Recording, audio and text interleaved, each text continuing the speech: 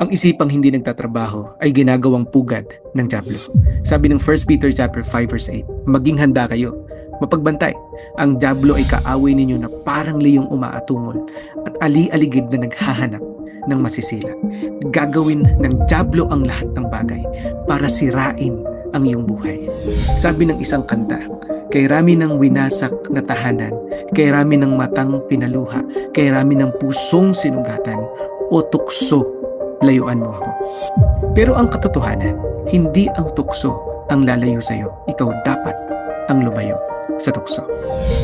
Pero paano ko nga ba mapagtatagumpayan ang tukso bilang isang Kristiyano? Samahan niyo po ako. Yan po ang pag-uusapan natin sa oras na ito. Dapat mong maintindihan na ang tukso ay hindi galing sa Diyos. Sabi ng James chapter 1 verse 13, kapag tinutukso ang sinuman, huwag niyang sabihing tinutukso siya ng Diyos. Okay? Ang binibigay ng Diyos ay pagsubok or trials, it brings out the best in you. While temptation brings out the worst in your life. Ang goal ng temptation ay magkasala at mapabagsak ka. Kaya nga sinabi ng Bible, ang tukso ay nanggagaling sa tatlong source. Number 1, si Satanas.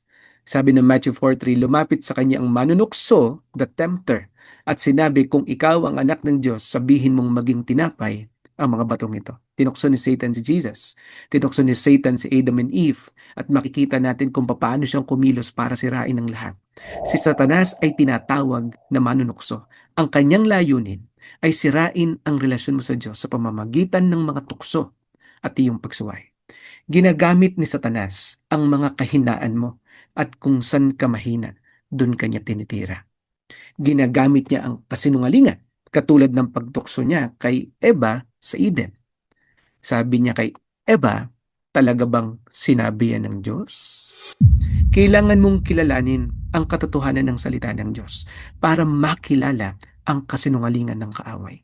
Hindi tayo mapipilit ni Satanas na magkasala, pero kaya niya tayong linlangin gamit ang kanyang kasinungalingan because Satan is the master of deception. Ang pangalawang pinagmumulan ng tukso, hindi lang si Satan, kundi yung ating sariling pita o laman. It comes from within.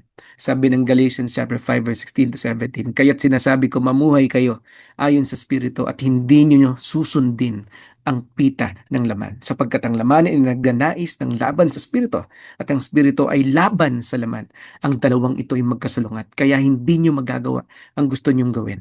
Grabe no? Si Samson ay isang example ng isang taong pinagpala ng pambihirang lakas pero pinabagsak ng kanyang sariling laman. Sa totoo lang, sa panahon natin, hindi na natin kailangan ng dyablo para sirain ang buhay natin. Magaling na tayo doon. Temptation also comes from within. Yung deceitful heart na meron tayo.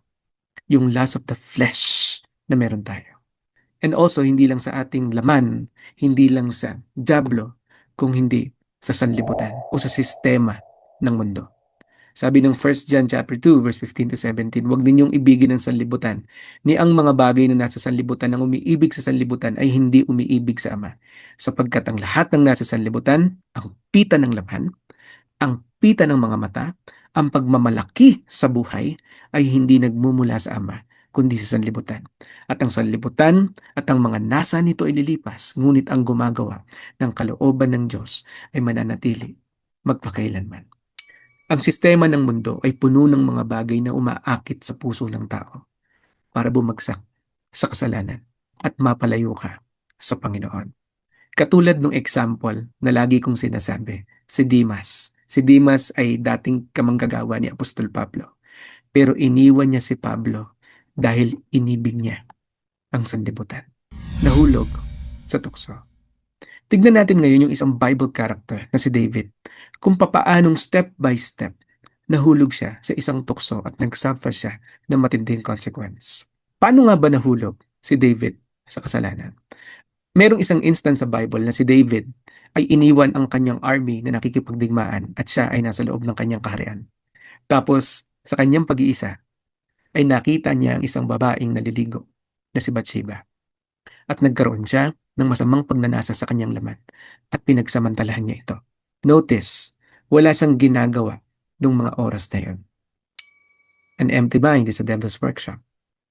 Nakita niya ang tukso at pinagtuunan niya ito ng pansin. Nagsimula siyang magplano kung paano ko i-execute yung bagay na gusto kong gawin. Pinag-isipan niya kung paano niya ito isasagawa. At si David ay tuluyang nahulog sa tukso. Makikita natin dito na ang mga tuksong lantad sa ating paningin ay hindi maiiwasan. Ngunit ang tuksong nagpapabagsak sa atin ay ang mga kasalanang pinag-isipan pagkatapos itong makita. Pamilyar ba ang mga pangyayaring ito sa buhay mo? Alam mo, ito yung masakit na nangyari kay David. Pinapatay niya pa yung asawa ni Bathsheba na malapit din mismo sa kanya dahil gusto niyang pagtakpan ang kasalanang kanyang ginawa. Pero hindi niya ito maitatago sa Panginoon. Nagkaroon ng matinding consequence ang kanyang kasalanang ginawa. Ang kanyang panganay na anak na si Amnon ay pinagsamantalahan din ang kanyang kapatid na si Tamar. At nung nalaman ito ni David, wala siyang ginawa kasi siya mismo guilty siya na ganun din yung kasalanang ginawa niya. Hindi niya dinisiplina yung anak niya. Kaya yung isa niya pang anak na si Absalom, nagrebelde. Pinatay yung panganay na anak si Amnon at nagtanim ng galit sa kanyang tatay na si David dahil wala siyang ginawa sa kasalanan ng kanyang kapatid. Makikita natin dito na ang kasalanan ay maaring maitago sa tao pero hindi kailanman sa Diyos. God is not mocked, hindi mandaraya ang Diyos. Kung anong tinanim mo, yan ang aanihin mo. Kung gusto mong magkaroon ng mga magagandang bunga balang araw sa buhay mo, magsimula kang magtanim ng mga maayos na buto ngayon sa iyong buhay. So, Pastor, how do I overcome temptation? Paano ko ba mapagtatagumpayan ang mga tukso sa buhay ko? Number 1, ang sabi ng Bible, magbantay at manalangin. Sabi ng Matthew 26:41, magbantay kayo at manalangin upang hindi kayo madaig ng tukso. Bantayan mo daw ang sarili mo. Lalo na kung alam mo kung saan ka mahina. At ang panalangin ang magiging sandata mo. Bantayan mo ang sarili mo mula sa mga bagay na pinapanood mo. Yung puso mo, ano yung mga tinatanim mo dyan? Inggit? Galit? Mga bagay na hindi maganda? Bantayan mo yung kasama mo. Sino yung madalas mong mga kasama at mga tao na lubos na nag-i-impluensya sa'yo? Bantayan mo yung oras mo. Saan mo madalas ginugugol ang mga bagay na ito? Maging alerto ka, maging dependent ka sa Diyos araw-araw sapagkat ang hindi nagbabantay sa kanyang sarili ay madaling mapapatumba ni Satanas. Kaya nga sinabi ng Bible, bantayan mo ang puso mo sapagkat ang puso ay mapandaya sa lahat. Magbantay ka at manalangin. Be prayerful. Pangalawang paraan, para mapagtagumpayan mo ang tukso, hindi lang magbantay at manalangin, kundi huwag makipaglaro sa tukso. Umiwas ka na. Sabi ng 2 Timothy 2:22, iwasan mo ang mga masasamang pagnanasa ng kabataan. Sabi to ni Paul kay Timothy, pagsikapan mong mamuhay sa katwiran, pananampalataya, pag-ibig, kapayapaan, kasama ng may mga pusong dalisay na tumatawag sa Panginoon. Bakit to sinabi ni Apostle Paul? Kung papansinin ninyo, yung verse na yan, yung salitang iwasan dyan, ay galing sa salitang Griego na fugo, nang ibig sabihin ay tumakas o ilayo mo na yung sarili mo. Ang utos ni Pablo kay Timoteo, lumayo ka na agad sa tukso, huwag mo nang lapitan. Kung mahina ka pagdating dito, huwag mo nang puntahan yung lugar na yan. Kung alam mong babagsak ka sa kasalanan na yan, huwag mo nang ilapit yung sarili mo. Kapag nakita mo na yung pain, huwag mo nang labanan at hawakan. Layuan mo na. Huwag mong dalhin ang sarili mo sa lugar na alam mong dadalhin ka sa tukso. Isipin mo yung isang bata na naglalaro, pero naglalaro siya sa bangin. Gilid ng bangin. Papayagan mo ba? Huwag kang makipaglaro sa tukso. Mahirap yan. Hindi, kaya ko to, pastor. Hindi ako bibigay. Sabi ng Biblia, mag-ingat ka na nakatayo ngayon. Baka ikaw naman ang bumagsak. Pangatlo, hindi lang umiwas o tumakbo sa tukso. Hindi lang maging mapagbantay at manalangin, kundi punuin mo ang isip mo ng salita ng Diyos. Sabi ng Awit 119 verse 11, ang salita mo ay aking iniingatan sa aking puso upang hindi ako magkasala sa iyo. Mag-start ka mag-memorize ng mga verses. Mag-start ka umattend ng mga Bible studies. Mag-start ka makinig ng mga bagay na makakatulong sa iyo. Ang puso't isip na walang laman ng salita ng Diyos ay parang bahay na bukas sa magnanakaw. Kasi ang sabi ng Ephesians, ang salita ng Diyos, ang espada. Diba? That is the sword of the Spirit. Ito yung sandata mo laban sa tukso ng diablo. Your faith is your shield. The sword is the word of God. Paano ka makakalaban kung wala kang sandata?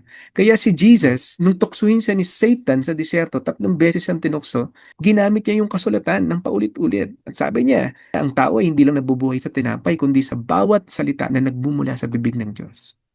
Di ba? Kung gusto mong maging matatag, kung gusto mong magkaroon ng sandata, at kung gusto mong maging malakas, kailangan mo ang salita ng Panginoon. Sabi sa lesson 2 natin sa maturity class, which is the Bible meditation, ang Bible ay ang ilaw at tanglaw ng buhay mo. Ang Bible ay ang pagkain ng kaluluwa mo. Ang Bible ay ang salamin ng iyong kaluluwa. Ang Bible ay iyong sandata. Kailangan mo yan para ikaw ay magtagumpay laban sa mga tukso ng buhay. Hindi lahat ng oportunidad at bukas na pintuan na darating sa buhay mo ay dapat mong pasukin. Hindi lahat ng kumikinang ay ginto. May mga pintuan na akala mo maganda, pero ang dulo pala nun kapamakan. Kaya kailangan mo ang gabay ng salita ng Diyos. Kailangan mo ang godly counsel. Because in the presence of many counselors, lalo na sa godly counsel, there's safety. Punuin mo ang isip mo ng salita ng Diyos. Pang-apat, magkaroon ka ng accountability. Sabi ng Galatians chapter 6 verse 1 to 2, mga kapatid, kung ang sino man ay magkasala, tulungan niyo siyang maituwid ng may mahinaong spirito. Pasanin niyo ang mga pasanin ng isa't isa at sa gayoy inyong tutuparin ang kautusan ni Kristo. Dapat mong makita na walang Kristiyanong nagtatagumpay mag-isa. Di ba ang bakal, hinahasa niya yung kapwa niya bakal. Ang taong naghahasa sa kapwa niya tao. Ang Kristiyano naghahasa sa kapwa niya Kristiyano. Kailangan natin ng kasamang magpapaalala, magpapanalangin, at magtutuwid lalo na kapag tayo ay naliligaw. At ang accountability ay hindi panghihimasok sa buhay mo. Ito ay pag-aalaga sa kaluluwa mo. Ang tingting ay mabilis mababali kapag walang mga kasama. Pero kapag ito'y may kasama at tinali mo sila, magagawa niya ang purpose niya at magiging matibay siya. Ang papel ay mabilis mapupunit kapag mag-isa. Pero pag ito'y yung pinagsama-sama, magiging lubos na kagamit-gamit at magiging matibay ito. Magkaroon ka ng accountability. Join a small group. Join a Christian church. Magkaroon ka ng mga ka-prayer time, ng mga kamanggagawa mo. Siyempre kung lalaki ka, lalaki naman. Kung lalaki ka, tas babae yung ka-prayer time mo, hindi mo naman girlfriend, o wala namang kayong relasyon, malamang nilalapit mo yung sarili mo sa tukso. Nagiging evanggeligaw na o Bible study ang nangyayari sa inyo.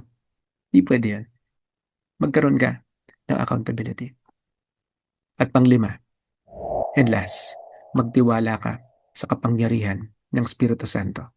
Sabi ng Galatia 5:16, mamuhay kayo ayon sa Espiritu at hindi ninyo susundin ang pita ng laman. Ang taong puspos ng Espiritu Santo ay magkakaroon ng buhay na ekstraordinaryo. Magsisimulang magbago ang kanyang mindset, ang kanyang pananalita, ang kanyang pagkilos, ang kanyang mga desisyon dahil puno siya ng presensya ng Panginoon. Kapag tinabig mo ang baso na may tubig, ang tatapon dyan ay tubig. Kapag ang isang tao ay puspos ng Espiritu Santo, lalabas din yan sa kanyang buhay. At ang sabi ng Bible, ang bunga ng Espiritu Santo ay malinaw na makikita sa buhay mo. Ikaw ay matututong magmahal ng katulad ni Kristo, magkakaroon ka ng kagalakan na nanggagaling sa Panginoon, kapayapaan na nanggagaling sa Panginoon, patience na nanggagaling sa Panginoon, kindness na nanggagaling sa Diyos. Mapupuno ka ng Christ-likeness. At dahil doon, mas magtatagumpay ka at makakaiwas laban sa mga tukso. Hebrews chapter 4, verse 15. Sabi ng Bible, sapagkat meron tayong kataas-taasang pari, si Jesus, na nakakaunawa sa ating mga kahinaan. Siya ay tinukso sa lahat ng paraan gaya natin, gayon may hindi siya nagkasala. Alam ni Jesus ang pakiramdam ng attempt, pero makikita natin na iniwasan at napagtagumpayan ito lahat ng Panginoon. Alam ng Diyos kung anong nararanasan mo. Kaya nga ito ang sabi ng 1 Corinthians 10:13. Walang tukso na dumating sa inyo na hindi karaniwan sa tao. Lahat yan nararanasan ng tao, hindi ka nag-iisa. Pero tapat ang Diyos na hindi niya ipapahintulot na kayo'y tuksohin ng higit sa inyong makakaya. Remember, temptation comes from the devil. Pero ang Panginoon, nandyan yung kanyang limit pagdating sa temptation. Oops! Di pwede yan. Matindi na yan. Ngunit kapag kayo'y tinutokso, gagawa rin siya ng paraan upang kayo ay makayanan ito. Laging naghahanda ang Diyos ng daan para ikaw ay makalabas mula sa gawa at sa tukso ng dyablo. At kapag ikaw ay nakalabas dyan, makikita mo ang pagpapala at gantimpala ng Panginoon sa iyo. Marami sa atin alam na alam mo yan. Hindi ka naman dapat kasama doon. Hindi mo naman dapat ginawa yun. Nakita mo naman yung daan papalabas, pero hindi mo pinili. Pero alam mo isang bagay maganda sa Panginoon. May biyaya ang Diyos na pwede tayo muling makapagsimula at makalapit sa Kanya. Hindi tayo ligtas sa mga consequences ng mga bagay na ginawa natin. However, because of God's grace and mercy, pwede tayong magpatuloy at ayusin kung ano man yung mga magiging susunod na mga desisyon natin sa ating buhay. Tandaan mo, ang dyablo ay naparito upang magnakaw, manira at pumatay. Huwag mong hayaan na sirain ng dyablo ang ginagawa ng Diyos ngayon sa buhay mo. Magpakalakas at magpakatatag ka sa Panginoon. God bless po sa inyong lahat. Dito pong nakaraan ay hindi ako agad nakapag-upload dahil ang daming gawain at ako po ay nagkasakit na. So, pakisama po sa panalangin and patuloy ko po kayong ipapanalangin mga kapatid. Nawa ay lalo kayong lumago sa inyong pananampalataya sa Panginoon. God bless po sa inyong lahat. Paswes po.